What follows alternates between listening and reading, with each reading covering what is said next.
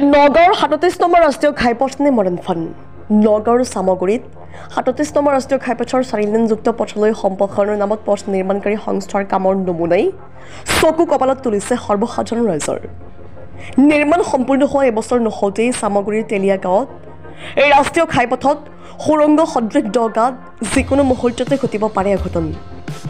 এই ৰাষ্ট্ৰীয় ঘাইপথটোত সৃষ্টি হোৱা প্ৰায় ৫ ফুট দ গাঁতটোক লৈ ৰাইজৰ মাজত সৃষ্টি হৈছে প্ৰতিক্ৰিয়াৰ।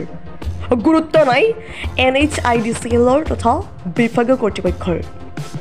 এটা খুঁটিত এখন ৰঙা কাপোৰ আঁৰিয়েই দায়িত্ব সামৰিছে সংশ্লিষ্ট বিভাগে। হয়, অতি দুখৰ বিষয় এইটো।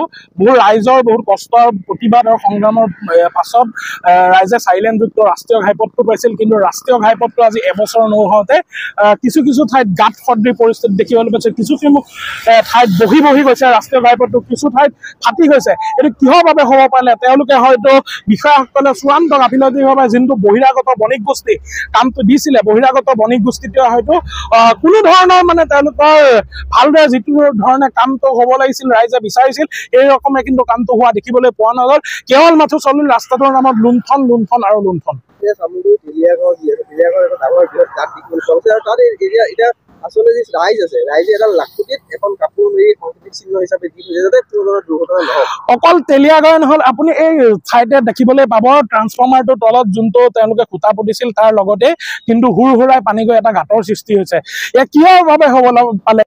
বিভাগীয় কৰ্তৃপক্ষই হয়তো তেওঁলোকে নেচালে। বিভাগীয় কৰ্তৃপক্ষৰ যোনটো বহিৰাগত বহুজাতিক কোম্পানীক তেওঁলোকে ঠিকা তেওঁলোকে দিছিলে, সেই ঠিকা দিয়াৰ লগতে কেৱল ঠিকাতেই সীমাবদ্ধ কিয় থাকিলে? তেওঁলোকে যি ধৰণে বিচাৰিছিল ৰাইজে বৈজ্ঞানিকসন্মতভাৱে যিদৰে ৰাস্তাটো হ'ব লাগিছিল সেইটো কিন্তু হোৱা দেখিবলৈ পোৱা নাযাল। ইয়াত মেয়ল মাথো চলিল লুণ্ঠন আৰু লুণ্ঠন।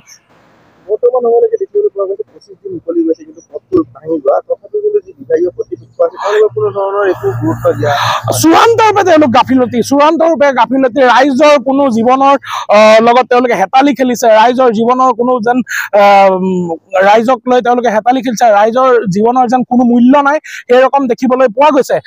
তাৰ লগতে আপুনি এটা কথা মানিব লাগিব, যিখন ড্ৰেইনিং তেওঁলোকে বনাইছিলে চাবৱেটোৰ কাষত, সেই ড্ৰেইনিঙত বাৰিষা অহাৰ লগে লগে চাবৱেত একাঠু পানী হৈ যায়। কোনো বিজ্ঞানসন্মত তেওঁলোকৰ কাম নকৰিলে।